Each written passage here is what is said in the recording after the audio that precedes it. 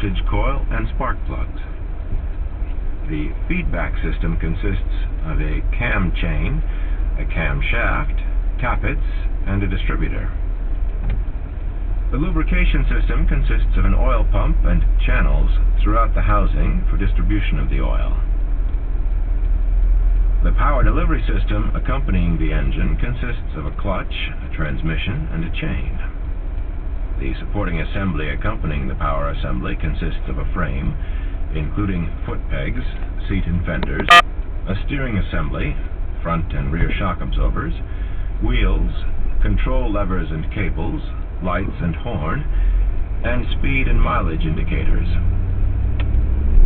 That's a motorcycle divided according to its components. To know what the components are for, a division according to functions is necessary. A motorcycle may be divided into normal running functions and special operator-controlled functions. Normal running functions may be divided into functions during the intake cycle, functions during the compression cycle, functions during the power cycle, and functions during the exhaust cycle, and so on. I could go on about which functions occur in their proper sequence during each of the 4 cycles, then go on to the operator-controlled functions, and that would be a very summary description of the underlying form of a motorcycle.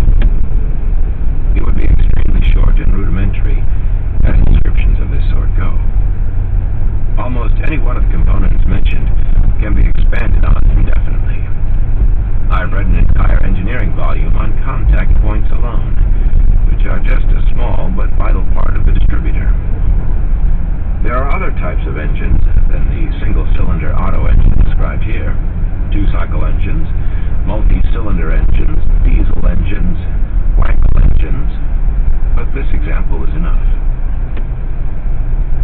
This description would cover the what of the motorcycle in terms of components, and the how of the engine in terms of functions.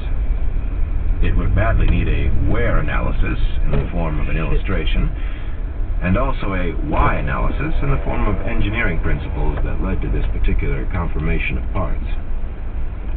But the purpose here isn't exhaustively to analyze the motorcycle. It's to provide a starting point. Is everybody okay? Yeah, so far so good. Okay. All right. You guys are good? Got it handled?